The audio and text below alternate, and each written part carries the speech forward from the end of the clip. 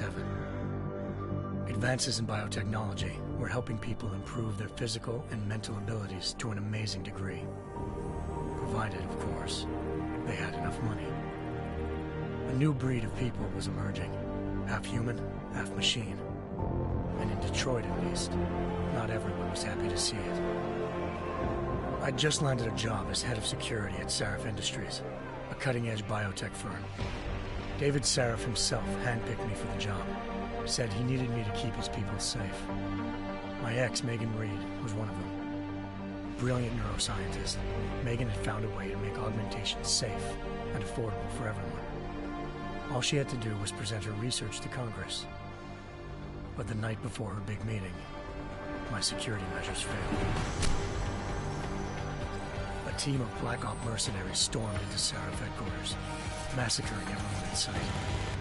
3 of the mercs were heavily augmented walking tanks. Their mission? Take out Megan and her team. I tried to stop them, but their leader tossed me through a plate glass wall. Last thing I heard as his bullets slammed into my brain was Megan's dying scream. I should have died with her. Only I didn't.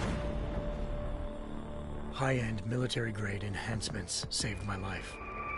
The best augmentation Sarif's money could buy. It took me half a year to get a feel for them. Should have taken longer. But 6 months into my recovery, Sarif Industries was attacked again. This time, by a radical group of pro-human purists. Violent, militant, and fanatically opposed to human augmentation. They claimed to be members of Humanity Front, a non-profit organization that wanted the UN to limit biotechnology research. The thugs broke into Sarif's factory and found machinists working overtime on a top-secret military augment called the Typhoon. Sarif sent me to retrieve it, and when I did, I found one of the so-called purists next to it, wired with cerebral implants, trying to download its classified specs. Obviously, something more was going on. The Aug killed himself before I could question him. Sarif ordered me to dig deeper, so with the help of Frank Pritchard, Sarif's head of cybersecurity, I did. Turns out a second hacker had been controlling the Aug's actions from somewhere off-site. Pritchard and I tracked his signal to a secret FEMA internment camp in Detroit. The Black Op mercenaries were there. The same mercs who'd left me for dead 6 months before. Figured they'd try again when they saw me. Wasn't so easy for them this time. I took out the tank named Barrett. Even got him to give me a new lead. A penthouse apartment in China. Of course, we both knew it would be a trap in the end.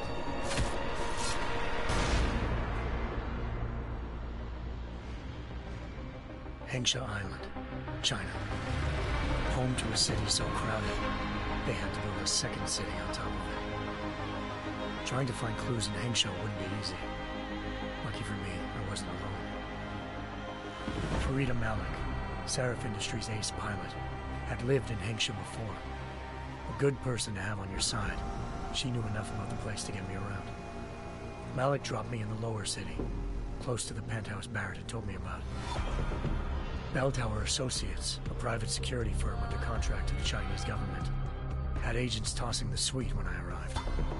Just not for the reason I'd been expecting. Turns out the man who lived there was a criminal hacker named Van Bruggen. The same hacker who'd been remotely controlling the AUG in Sarif's factory. Van Bruggen's panicked decision to force the man to commit suicide had been a mistake.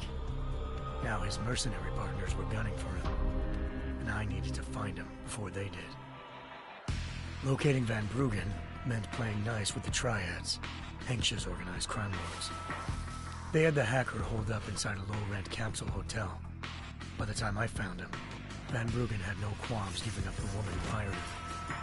Zhao Yunru, president of the Taiyang Medical Corporation. According to Van Bruggen, Zhao wanted to monopolize the augmentation industry and had hired Black Op mercenaries to destabilize her competition. Sarif Industries was at the top of her list. To prove this, I needed to get inside TYM and grab a surveillance hologram off a server. I suspected Van Bruggen was hiding something when he told me this, but nothing could have prepared me for what I saw. Megan wasn't dead.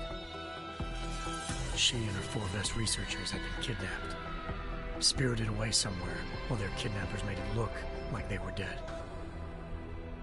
Desperate to learn more, I confronted Zhao in her penthouse. She claimed to be a pawn in a bigger plan, and hinted at a group so powerful it controlled global interests at a whim. Then she slipped into a panic room and hit the alarm, forcing me to make a very quick exit. I figured Zhao was lying, but part of her confession made sense. David Sarif had been worried about his people. So worried, he'd required all of them to have subdermal locator devices surgically implanted. The GPOs would have been broadcasting the day of the attack. But Zhao said a single call to Picus, the world's leader in global 24-hour satellite news, had turned those signals off. I needed to fly to Picus headquarters in Montreal if I wanted to learn more.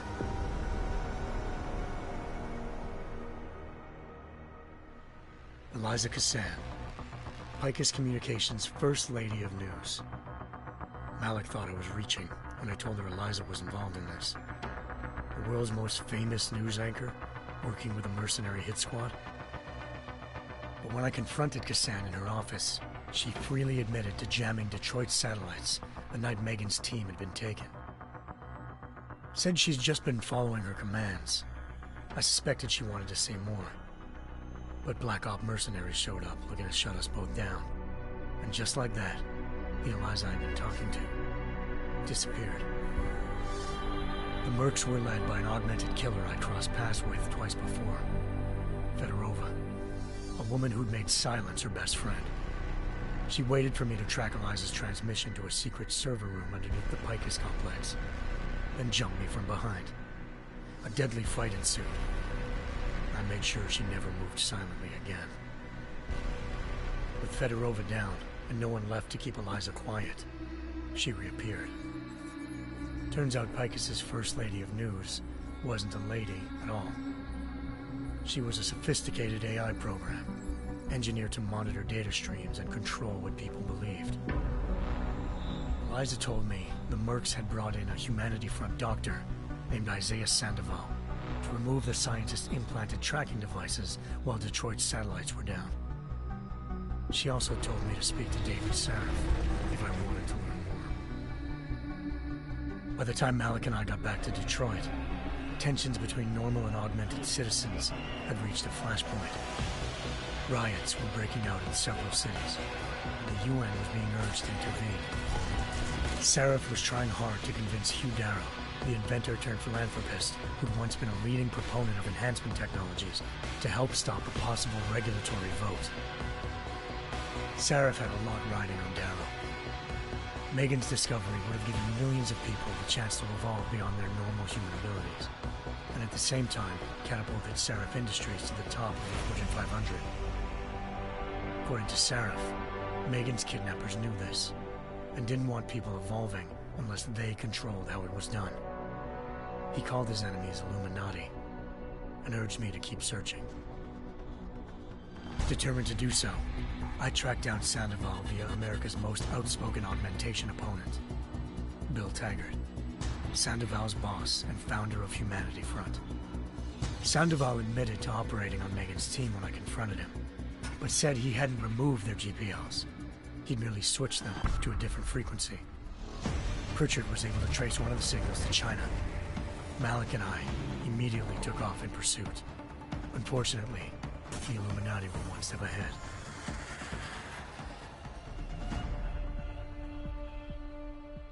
Ambushed. Shot out of the sky by Bell Tower Associates, seconds after entering Hengsha's airspace. Malik's piloting skills saved me. After a tense and bitter struggle, I escaped into Lower Hengsha. The tracking signal I was following led straight to the Triads, or more specifically, to the augmented arm of Tong Si-hung, leader of a gang of augmentation harvesters. Tong said they'd taken the arm off a corpse, which Bell Tower had left at their door, meaning at least one of Sarif's scientists was dead. Maybe not the rest of them, though. Tong pointed me to a port used for human trafficking and helped me slip aboard a bell tower ship. It was sailing to Rifleman Bank Station, a military base in the South China Sea. Bell Tower was holding kidnapped civilians as prisoners there, and using them to perfect the Hyron Project, a human-computer interface that left most of its test subjects dead. My search for Megan would have ended then, if not for a mysterious ally named Quinn. In exchange for my help exposing Bell Tower, he slipped me aboard a second ship headed to Singapore, and an Illuminati-run biotech facility called Omega Ranch. 3 of Seraph's scientists were there, forced by their captors to create a technology capable of remotely shutting down augmented abilities. Thanks to an emergency recall notice issued by the World Health Organization, millions of people all over the world already had the biochip installed. With the help of the scientists, I tracked Megan to a private section of the ranch. There, I ran into Yaron Namir, the walking tank who'd put a bullet in my brain the first time we met. He'd teamed up with Zhao and was hoping to catch me off guard. Their little ambush didn't work. I found Megan in a suite belonging to Hugh Darrow, the billionaire philanthropist who'd Seraph had called on for help. Darrow had convinced her to go along with the biochip plan by promising to sabotage the tech. As she was explaining this, Darrow appeared in a global broadcast, telling the world that augmentations would be the death of mankind. Then he activated the biochips to prove his point. All over the world, augmented people flew into a killing frenzy. Darrow had betrayed everyone, and it was up to me to set things right. To do it, I had to reach Panchaea, a massive installation in the Arctic Ocean. As I raced through corridors built by an all-augmented workforce, I saw death and destruction firsthand. By the time I shut down Darrow's broadcast, I knew the damage he'd done. Still, humanity's future remained unclear. How would the world react to this sabotage? Would people ever regain their faith in augmentations again? What would be the Illuminati's next move? Only time could give us the answers.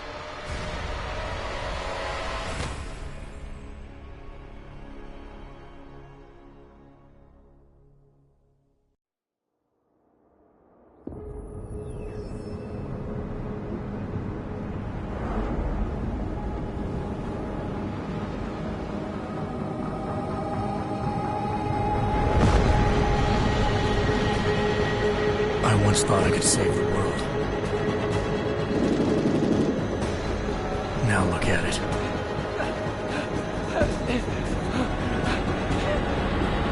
In yet another augmented terror attack, 251 passengers aboard sister airlines Flight 451 were killed when an augmented passenger broke into the plane's cockpit and ruthlessly butchered its flight crew.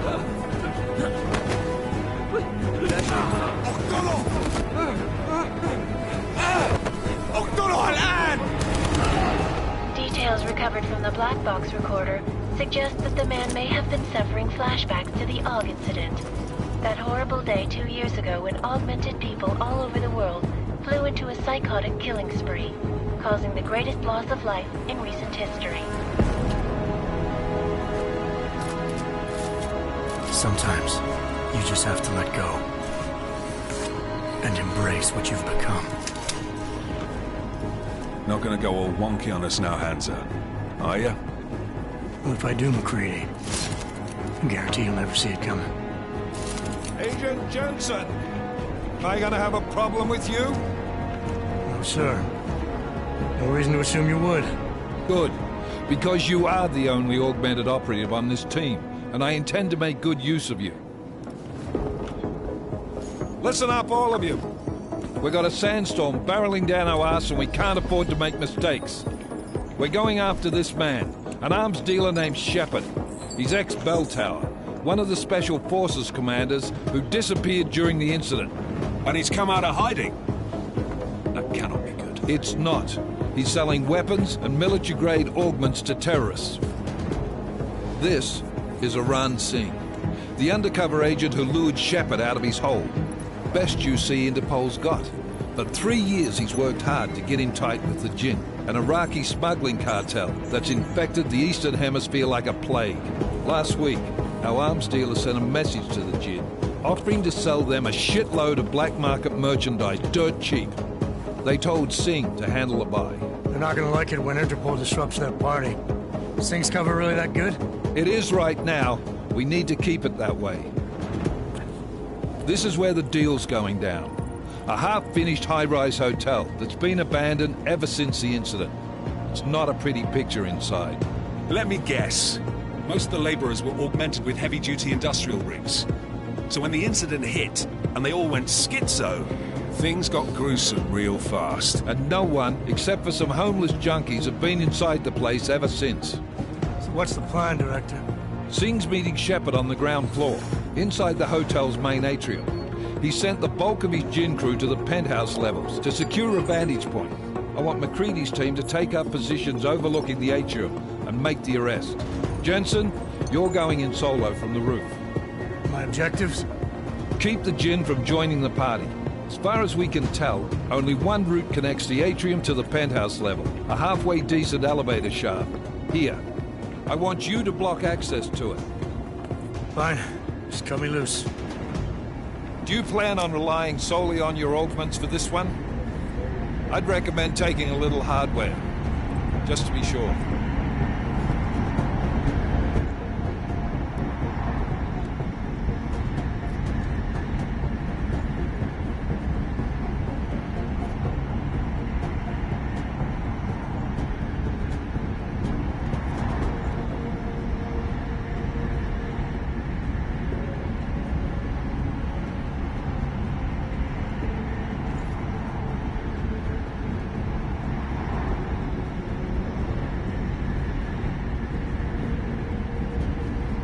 We've got a UC in there. Might be easier to maintain his cover if he's not the only one still breathing when this is done. Smart thinking. Yeah, but if anything does happen to him, you'll be telling his wife. After you get out of the hospital, of course. What about range? There's lots of wide spaces and high ceilings in there, but a number of tight and constrained rooms too. So it's a crapshoot, really.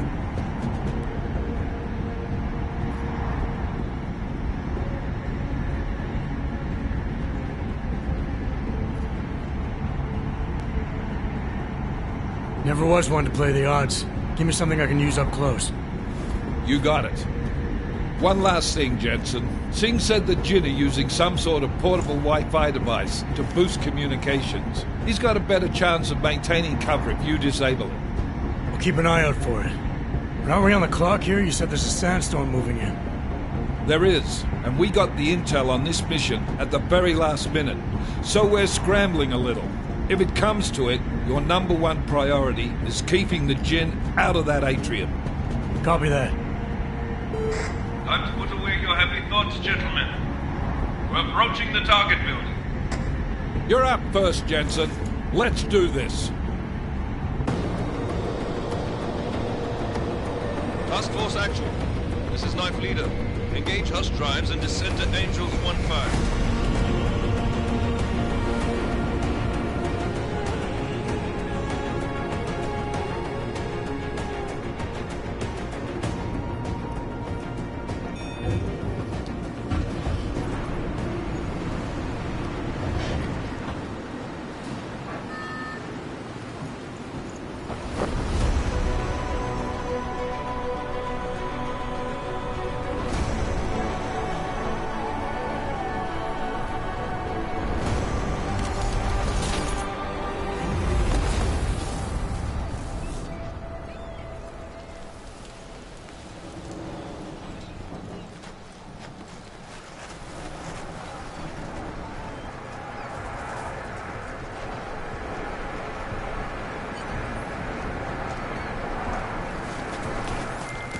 Team leader, this is Jensen. I'm on the roof.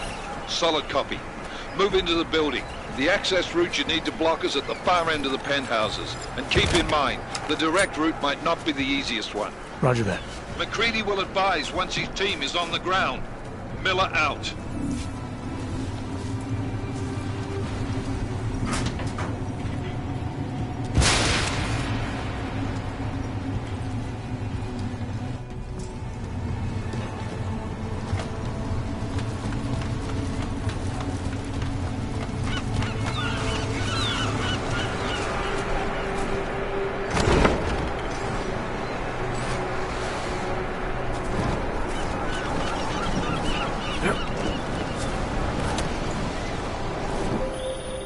Jensen, we're moving through... Oh, fuck! What's wrong? The Gen have got a few Jennies up and running. Gonna have to hack keypads. Should enjoy it, McCready. They have colors and shapes. Just remember, red means bad.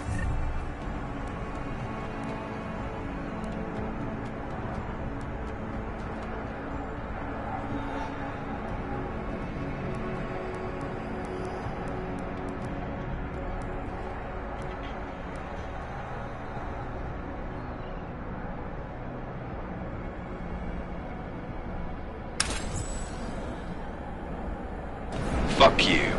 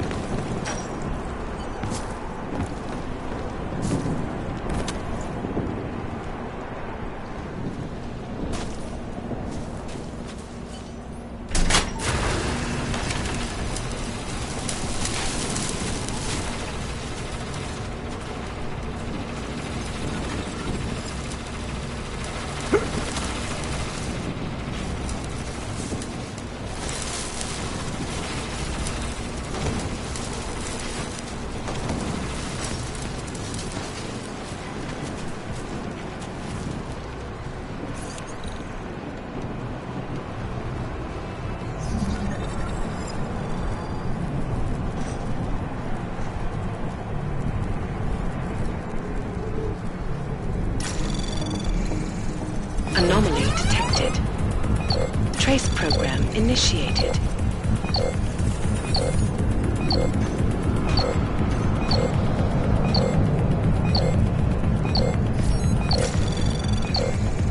Access granted.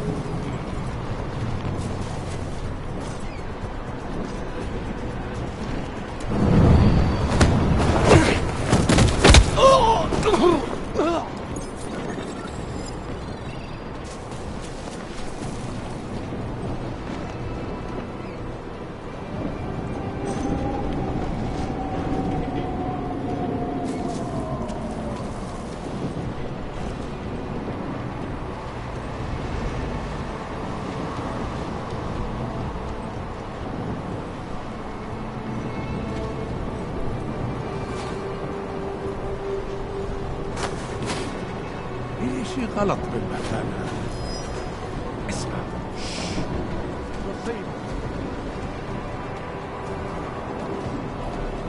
كل شيء هادي هالوقت. العاصفة والسماء.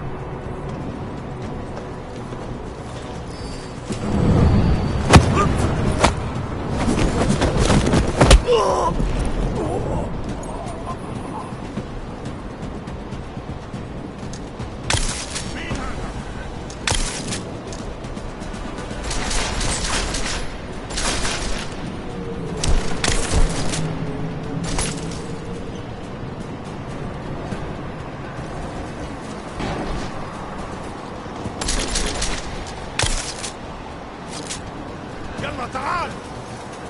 فش!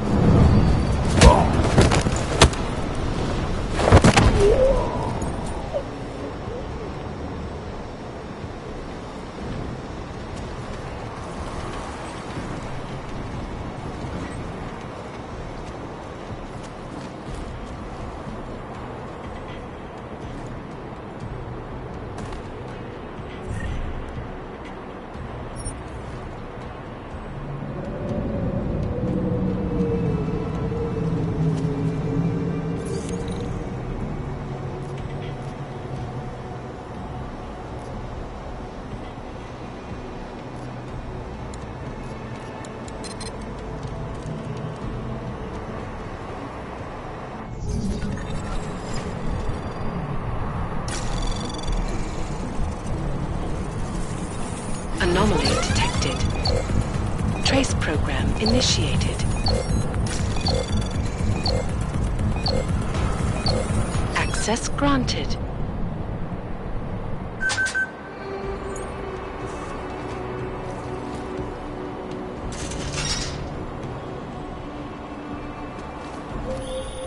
Jensen, Mac, listen up. Doppler shows that sandstorm's moving in fast. It's big, and it's gonna hit us hard. God, I hate the fucking desert. Confirm visual? I can. Time is not on our side. Copy that. Solid copy.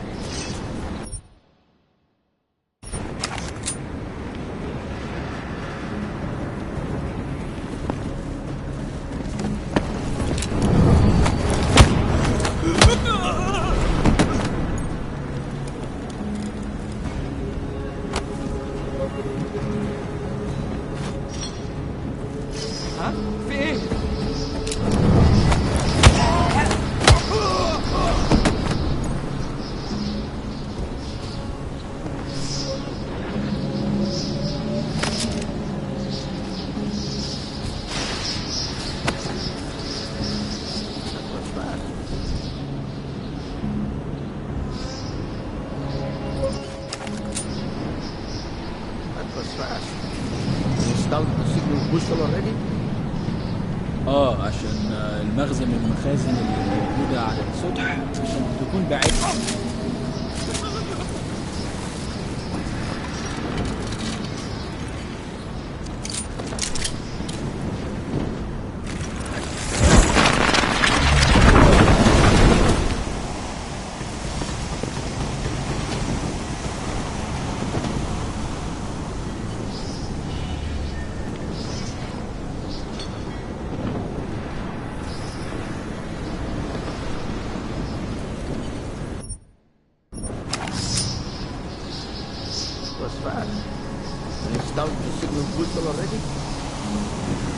عشان المخزن من المخازن اللي موجودة على السطح عشان